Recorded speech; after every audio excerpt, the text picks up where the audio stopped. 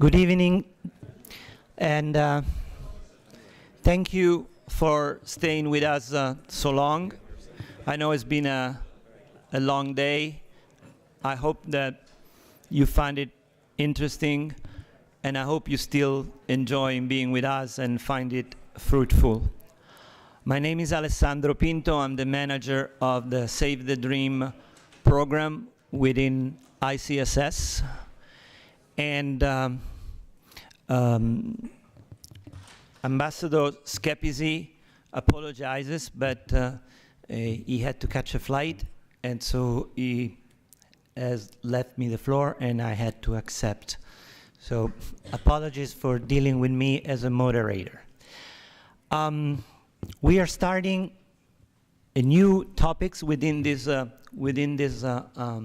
conference, which is the theme of child protection and safe sport. And I think that you listen a lot of words, and probably there is no best way to introduce this topic but to show you some images. Today in Hamburg, photographer Sandra Hoyn inaugurates a photo gallery by the name of Die Kampffinder. And among the photos that they're going to be shown, I would like to show you these ones.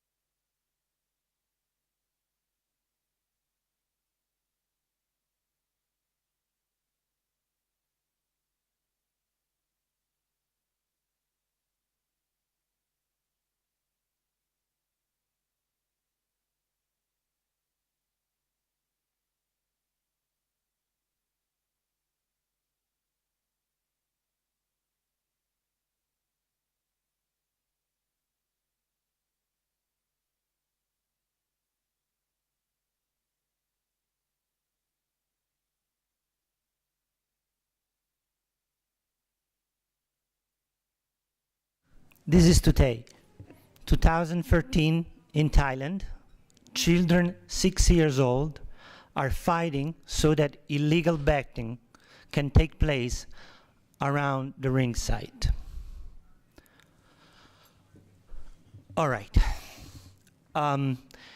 Because of time, I need to address first Ms. Catena, Director for France and Monte Carlo for the WHO. And I would like to start with another sort of provocation, if you allow me.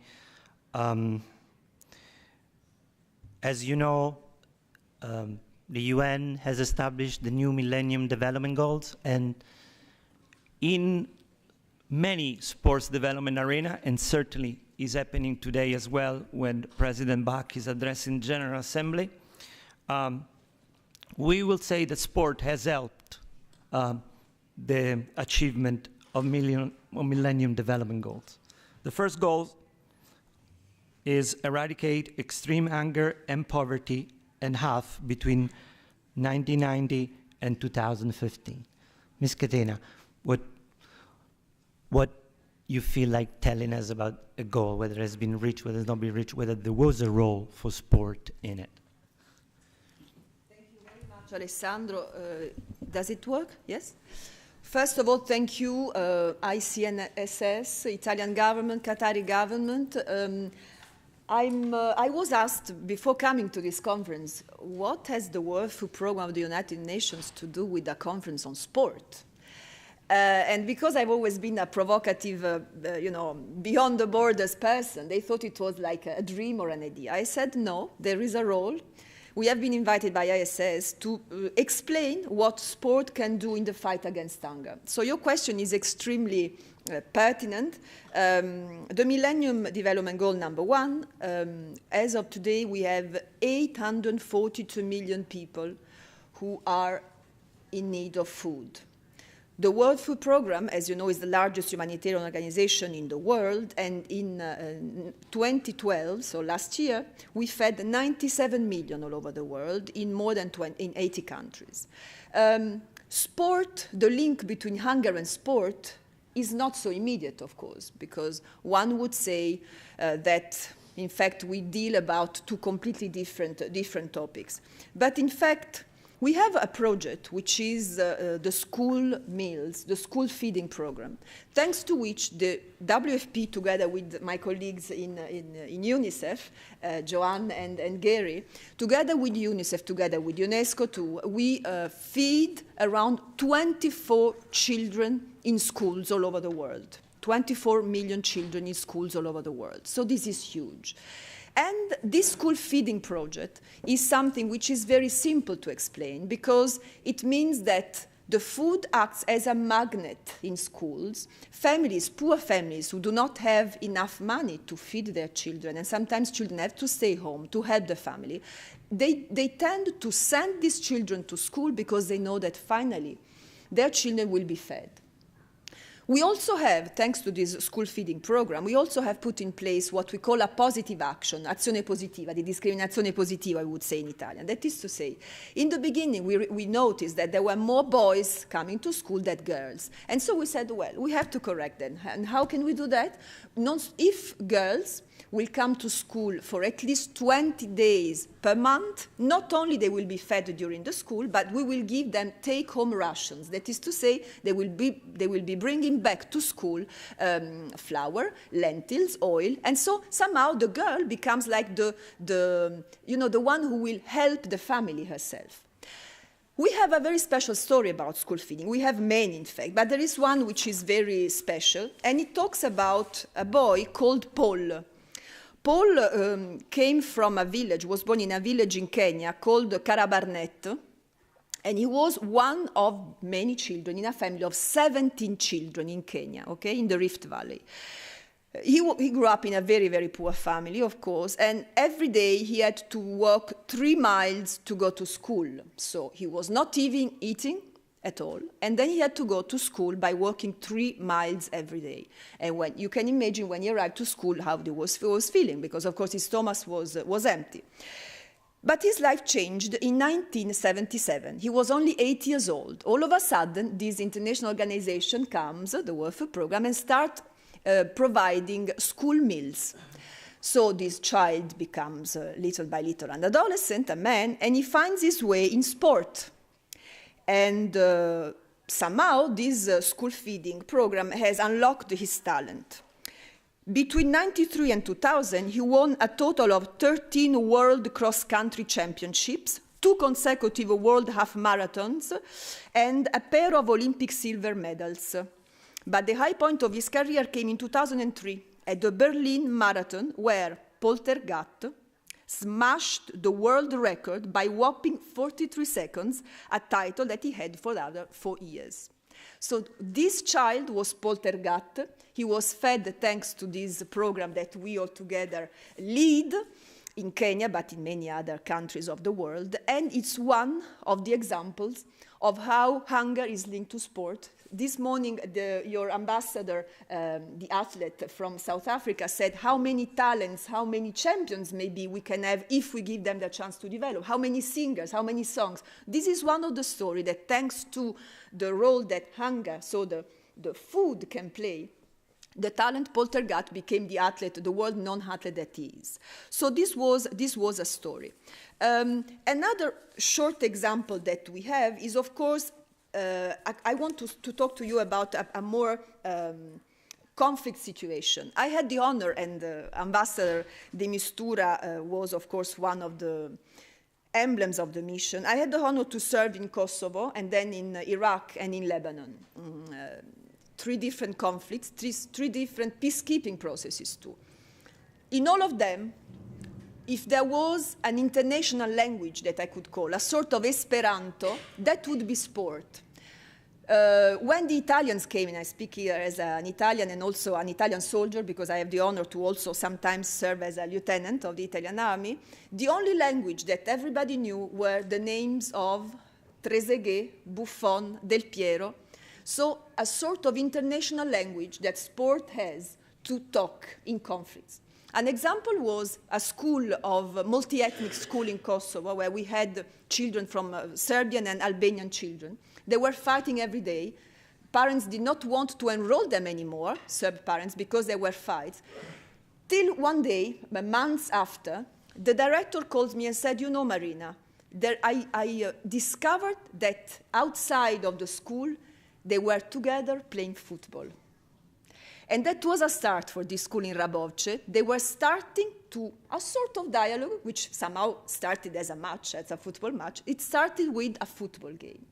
That was the same in Iraq, where we had an orphanage, Waziriya, and I have some pictures for you, but unfortunately there is no time. In Waziriya, that orphanage had nothing at all. And one day we went with the Italian ambassador to visit them, and we said, what do they need? There were 56 orphans.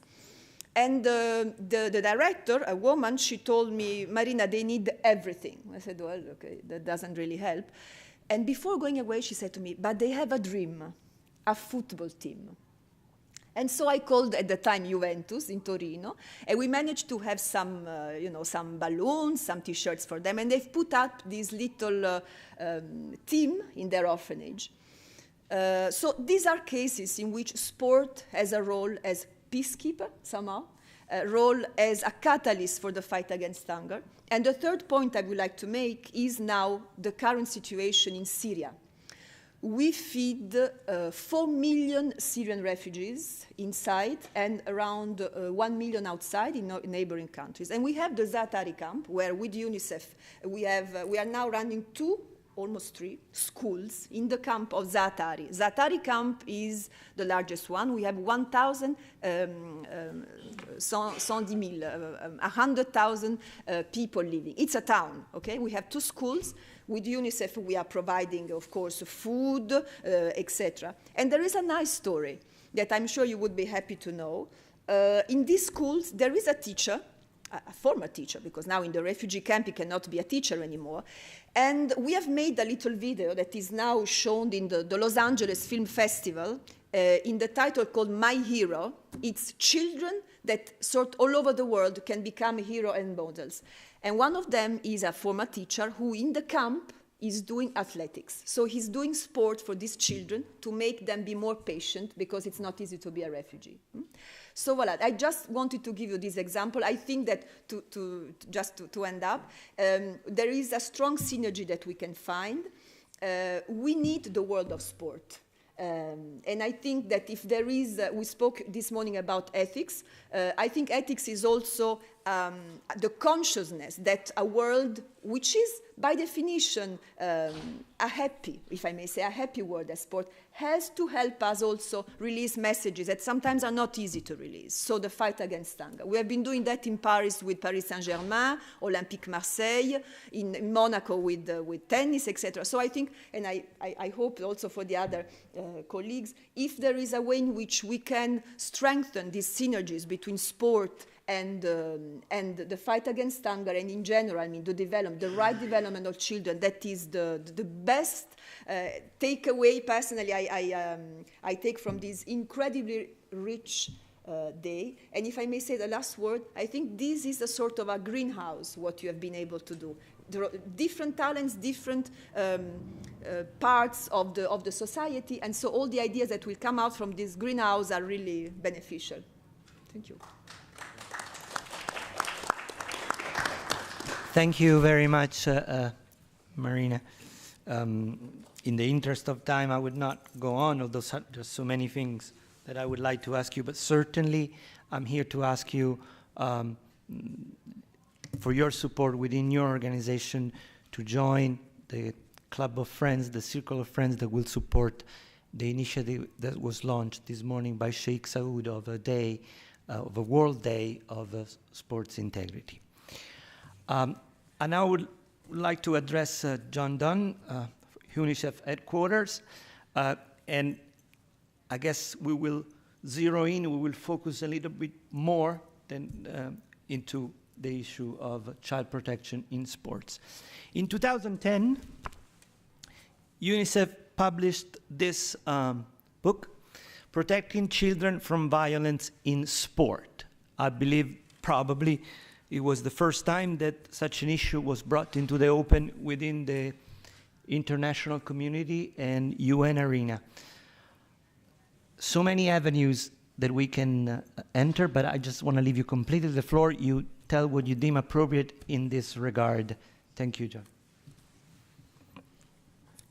Thanks very much indeed, Alessandro, and thanks also to ICSS and to the Italian and Qatari governments for inviting UNICEF to speak today.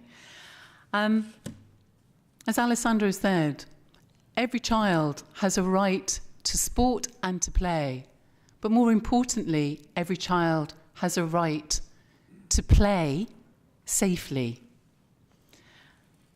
Sport can be used and is frequently used across UNICEF programming as a tool for child protection, to prevent violence and abuse, and to protect young children from child labour and sexual exploitation. The reality is that while sport can help create a protective environment, there are significant child protection issues associated with sport itself. We at UNICEF feel we have a role and responsibility in ensuring that sports organisations and other groups address the potential violence and sexual exploitation, particularly that affects some children in sport, including physical maltreatment, misconduct, bullying and hazing, trafficking of minors by sport recruiters, which can have devastating consequences for the health and well-being of children. We're also very aware about violence integral to a lot of sports practices, which includes children being introduced to highly rigorous sports training and under conditions that are not age appropriate and that interfere with the children's rights to education and health. So what are the responses? There are many issues, many problems. What are the responses, and what is it that we can support and are doing to address these issues? We're looking to strengthen child protection systems among sports federations and clubs, reviewing coaching qualifications amongst administration bodies, ensuring child protection assurances such as background checks around those qualifying for sports coaching. We're looking at supporting implementing partners in promoting children's safety, physical safety, particularly that of girls, so that we ensure that sports activities are held in locations that are within a short distance from girls' homes, and that activities are at a time which are appropriate and there are no breaches of social norms and behaviours. We have to recognise that open public spaces frequently need adaptation and expanding of services. We try and ensure that partner organisations have access to appropriate protective training materials, and we're exploring potential linkages between sports federations and child protection agencies, trying to get them round the same tables to talk about policy development, providing guidance, and looking at the signs and indicators of abuse and violence to children. Some of the initiatives that UNICEF specifically has been involved in have been with the West Indies Cricket Board and the NGO Action for Children, developing a manual and training for cricket coaches in Barbados and how to promote child protection. At the last World Cup in South Africa, UNICEF was very actively involved in collaborating with the government and civil societies around the organisation of the World Cup and ensuring safe spaces were available for children. So what are the gaps at the moment? There's a marked absence of empirical data on violence against children in sports and a lack of analysis of the most effective way to prevent it. There are very different legislative systems and definitions of violence, of what's age appropriate, what constitutes violence against children. We don't know about the prevalence and forms and impact of violence in sports worldwide because most of the information we have is actually based in industrialised countries. And that's why it's so important that Gary's here to speak today, to talk about what's going on in emerging economies, and particularly, obviously, the great ones of the BRICS. So without further ado, I'd like to hand over to him to talk about what UNICEF in Brazil is doing, particularly in the run-up to the next World Cup. Gary, the floor obviously is yours. Gary is UNICEF representative in Brazil, and Brazil is the the first country in the history of World Cup and Olympics to host them in a span of 24 months, if I am not mistaken. My short question to you, if you care to address it, is that are children more in danger when those events take place in a country such as Brazil? Thank you, Alessandro, Joanne, panel members, the governments, the permanent representatives of Italy and Qatar and ICSS. Actually, Alessandro and I, a little bit earlier, were talking about a study that was done also with the Oak Foundation and a whole group of partners around mega sporting events and child protection issues.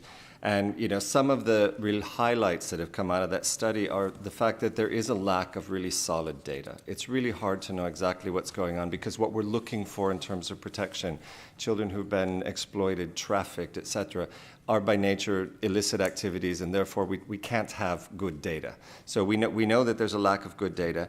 And we've also learned one lesson, which this study points out, is that there's a lot of actors trying to do the right thing to protect children around these events, but we're not always working really well together. So the sooner we start planning together and working together before these events, the greater impact we can have, because we have only so many resources, but if we each do our part, we can do better.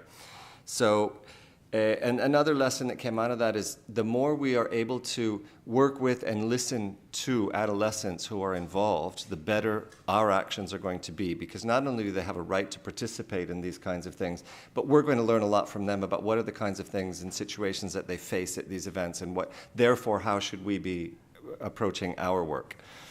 Some of the things that we're planning on doing around the major event, the mega events coming up, being the World Cup and the Olympics, working to strengthen the capacities of strategic actors, and by that to bring it down to something really basic, there will be training that will go on with people in the travel and tourism industry, some of the transportation companies, a lot of the hotels, training of people who actually are working at these places to identify if there's a suspicious, there's someone with an adolescent, the adolescent doesn't look comfortable, they're not related, that kind of thing.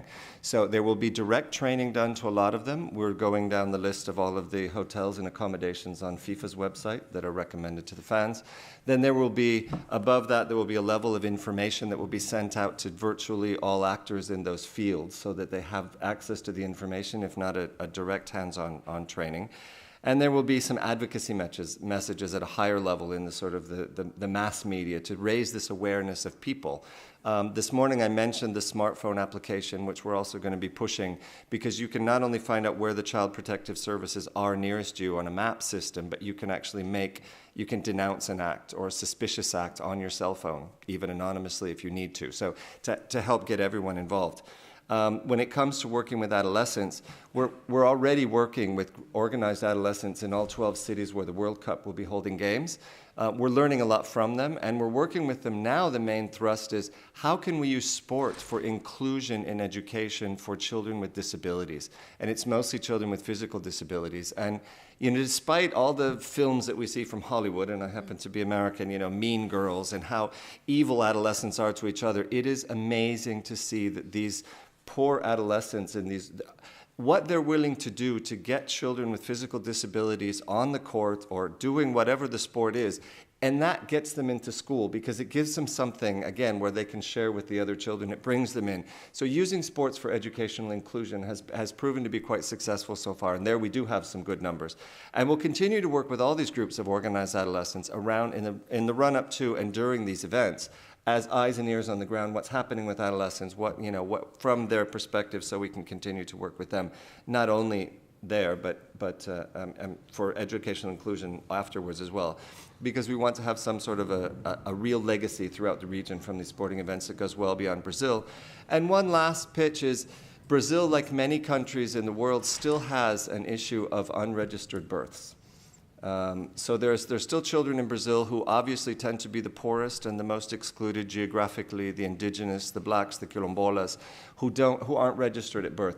These are the most, it's a concern to UNICEF, it's a big concern to the Brazilian government. Major efforts are underway by the government and we're supporting these efforts.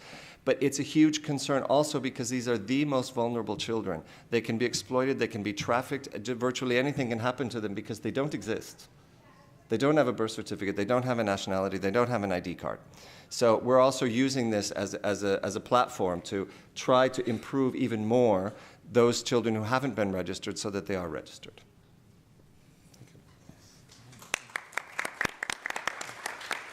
Thank you, Gary.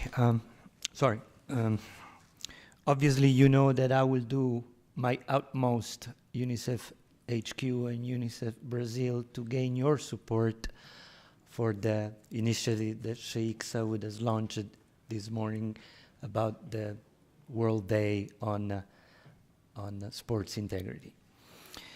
Now, I'm here with Carl Reynolds. I cannot thank him enough. He's Vice President for Right to Play. I cannot thank him enough. I think he went to 5 changes of planes to remain with us here. So I really appreciate having you here, Carl, and the admiration that I have for your organization goes beyond what I can express. I personally think that there are, I call them period or era, 3 eras of interaction between sports and, let's call them humanitarian issue. The first era from 80 till 90s was the era of charitable activities. From 90s, thanks to the CRC, but thank you also to some scandals that happened up here and there in Sialkot or in Indonesia, became the era of social and corporate responsibility. And then in the year 2000, Right to Play, thanks to Johan Koss, stormed the place around and totally invented what today we call sports for development. Have I been too good to you, Carl? The floor is yours. Thank you very much for that overwhelming introduction. That was incredibly generous of you and incredibly generous of ICSS to invite us, as well as the Republic of Italy and the State of Qatar. So thank you very much. I think I just really want to talk a little bit about the way that Right to Play works in this field of child protection. Right to Play is an organization entirely dedicated to using sport and play for a tool for social change. So we're not involved in the kind of sport excellence pyramid. What we do is we engage with children and youth all over the world through the medium of sport and play. So where we fit in with child protection, in a way, starts right from our mission, because our mission is about saying that children have a right to play. And so what we're trying to do is we're trying to protect that right by giving people an option to join in with sport and to join in with play.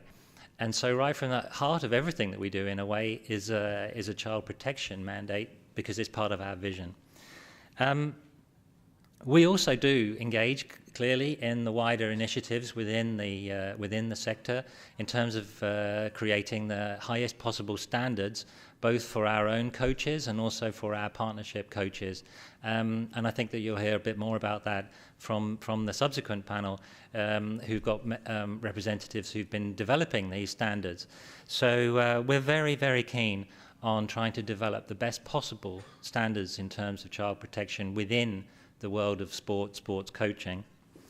I think, though, I'd like to just dwell for a little bit longer on, I guess, probably the third element of what we would call child protection. Because one of the key pillars of what Right to Play does is we educate children about their rights. We try to encourage them to stand up for their own rights, so that the children know that they have a right not to be hit. They have a right to ask for the opportunity to go to school and not to have to look after the cattle or work in the family shop. They are really the engine, I suppose, really of what I would call the kind of the future of child protection, because it's the children themselves that we're trying to educate. We have a manual. And in that manual it's called Creating a Safer World. And in that manual we have more than 70 games and exercises and drills that are involved in sport and play that actually educate children about their own rights. So we teach them every time that they play that they have these rights. And now throughout the world we're finding child protection clubs that are actually formed within schools and community-based organizations. I mean, we have 66 child protection clubs in Benin alone, and we have these clubs now right throughout Western and Eastern Africa. And these are really, you know, children who are taking on the role of child protection in their own right, because they're actually saying, this is what we can stand up for. You know, now in Mali, we have representatives, children who've come through our system who are now on the National Consultative Council, where they're actually talking to the highest elected bodies within those countries, where they're representing their own rights and standing up for themselves. So they've come through an environment where they are actually now protecting themselves and their peers. So I guess, you know, from our perspective, what we've seen in this is that we've seen a tremendous improvement in the ability of children to take control of their own destinies. Although it's it's kind of not a great statistic to rejoice about. In Mali, through these child protection clubs, there was a 33% increase in the number of reported abuses of children through this mechanism that we've helped children to uncover and to discover in themselves the confidence to stand up against violence or other types of abuse. So I guess the key thing is to say that child protection runs across many, many areas. It can be about as fundamental as teaching children that they have rights and that they have an ability to stand up for themselves. We're using sport and we're using play to ensure that children can learn about that in a way that is very, very specific to them, appropriate to them, in an environment where they feel safe and that they feel encouraged to stand up for their rights. So I guess, I'd just say in conclusion, the great thing about the Sport for Development and Peace movement is that it can work to enhance quality and standards, not just within the industries themselves, but also for the children that we serve, because the children will ultimately be the test of whether sport for development and peace is really working or not. Thank you. Thank you very much, Carl. Thank you to all the panelists, and thank you to all for attention. We did as fast as we could, and I hope that quickness didn't take away anything from the depth of the discussion that the four panelists have initiated. While I'm giving the floor to my colleague, Chris Seddon, I would like to finish this panel while we move in the same way we started, with the picture of today in Thailand, 2013.